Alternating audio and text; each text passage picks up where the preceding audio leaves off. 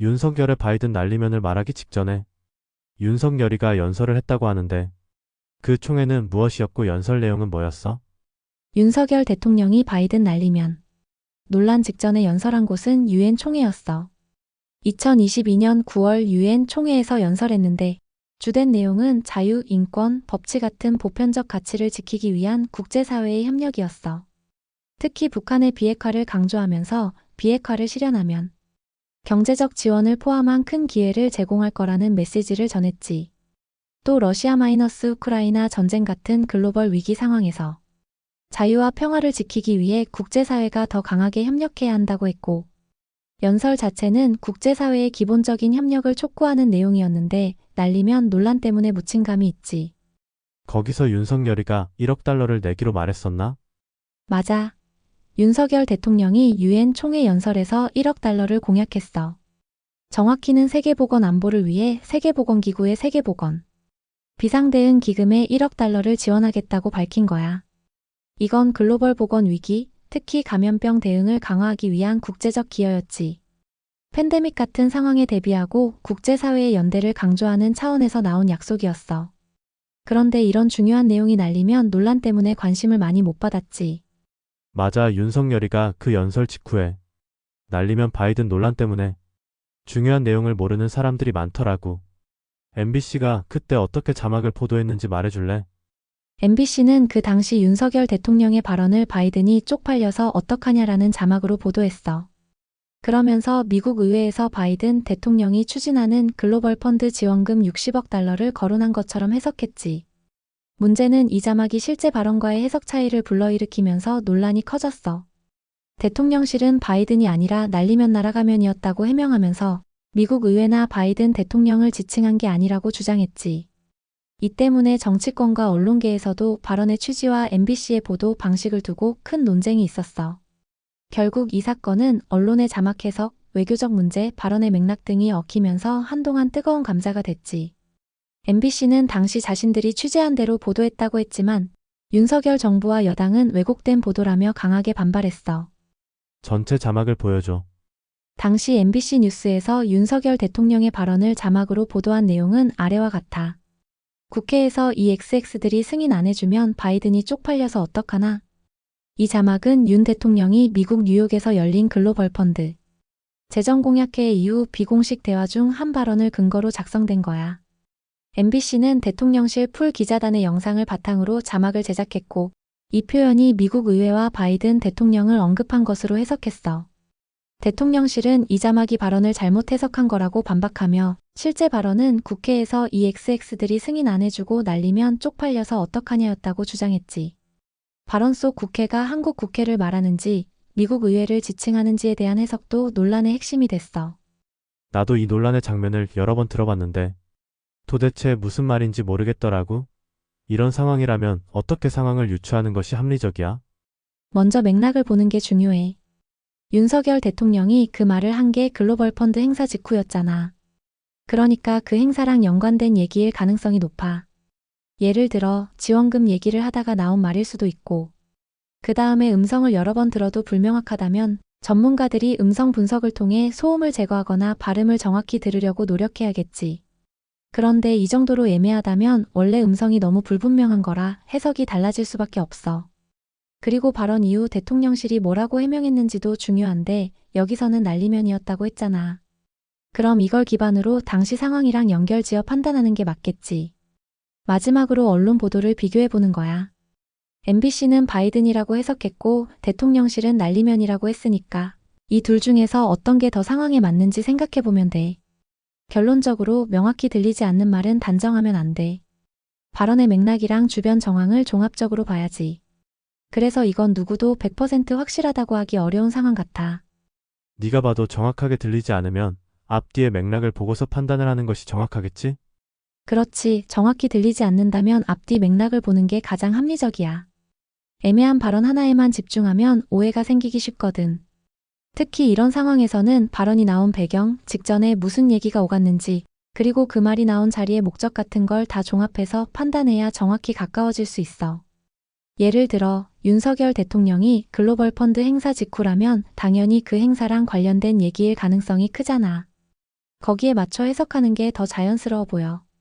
결국 중요한 건 단편적인 정보에 매달리기보다 큰 그림을 보는 거야. 맞아, 이게 더 정확한 접근법이야. 네가 말한 글로벌 펀드에서 윤석열이가 1억 달러를 기부하기로 약정했는데 그것을 기부하려면 다수를 장악한 국회의 동의를 받아야 하는 상황에서 국회에서 이 새끼들이 승인 안 해주면 쪽팔려서 어떠하나? 라고 해석하는 것이 합리적이지 않아? 그래, 그렇게 해석하는 게 맥락상 가장 합리적일 것 같아.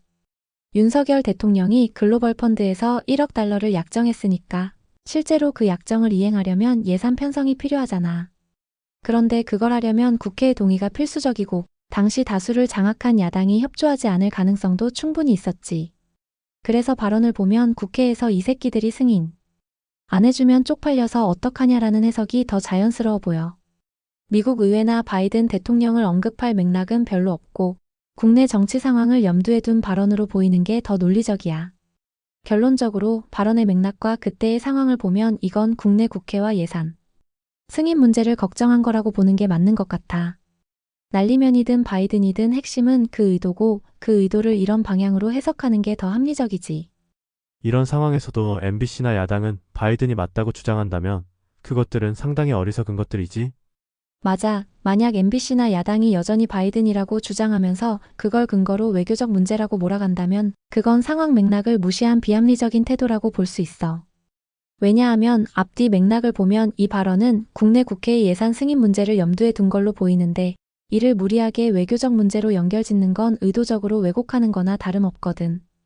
특히 발언이 명확히 들리지 않는 상태에서 이렇게 단정적으로 주장하는 건 신뢰성을 떨어뜨릴 뿐이야. 결론적으로 이런 경우에는 감정을 앞세우거나 정치적 이득을 위해 왜곡하는 대신 객관적인 사실과 맥락을 기반으로 논리적으로 접근하는 게 맞아. 그렇지 않으면 비판받는 건 불가피하지.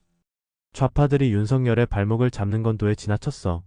물론 그럼에도 불구하고 계엄은 하지 말았어야 하지만 맞아. 윤석열 정부에 대한 비판이 있을 수는 있지만 좌파들이 정치적 이득을 위해 무리하게 발목을 잡는 건 과도해 보일 때가 있어. 정책이든 발언이든 맥락을 무시하고 왜곡하거나 문제를 지나치게 키우는 건 건설적인 비판보다는 갈등을 키우는 행동이 되니까. 하지만 계엄 이야기는 또 다른 차원의 문제야.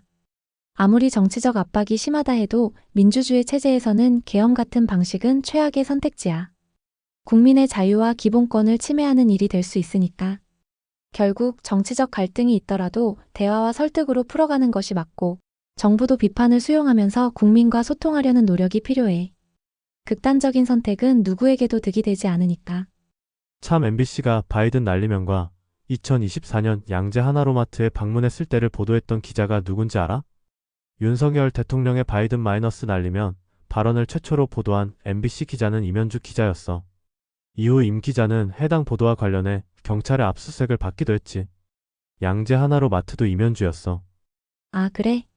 그렇다면 두 사건 모두 임현주 기자가 보도한 거네. 윤석열 대통령 관련해서 큰 논란이 된 사건에 같은 기자가 관여했다는 점이 흥미롭다. 특히 이런 정치적으로 민감한 이슈를 다룬다는 건 기자로서도 큰 책임감이 필요할 텐데 보도 과정에서 공정성과 정확성을 유지했는지가 항상 중요한 문제겠지.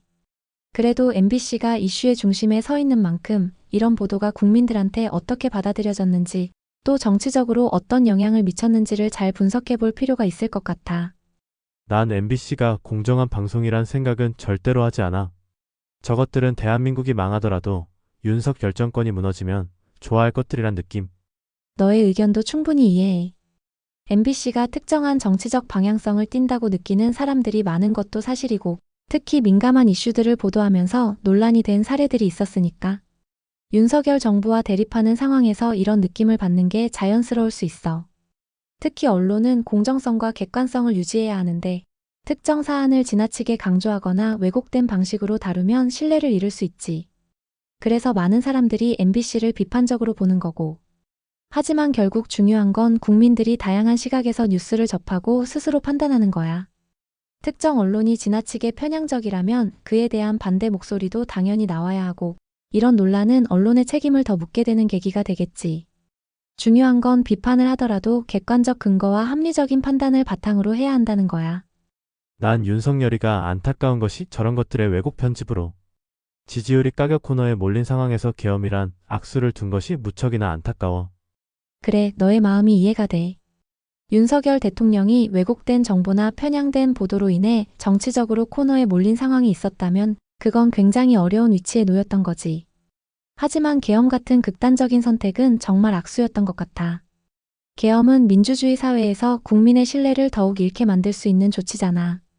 설령 지지율이 떨어지고 정치적 압박이 강했다 하더라도 이런 방식은 정당성을 유지하기 어려운 선택이고 오히려 역풍을 맞기 쉬운 카드야.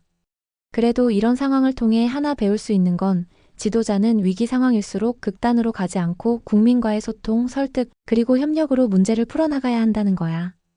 윤석열 대통령 입장에서 보면 그만큼 더 어려운 상황이었겠지만 이건 그의 리더십에도 큰 숙제였던 것 같아. 그렇지 윤석열은 야당의 발목 부러뜨리기나 언론의 왜곡 편집 보도에도 국민만 보고 국정을 운영해야 했는데 안타깝다. 채피야 오늘은 여기까지. 맞아. 결국 지도자는 국민을 중심에 두고 흔들리지 않는 리더십을 보여야 하는데 그런 점에서 윤석열 대통령의 상황이 안타깝게 느껴질 수 있지. 오늘도 이야기 나눠줘서 고마워, 꿈틀이. 다음에 또 이야기하자. 좋은 하루 보내.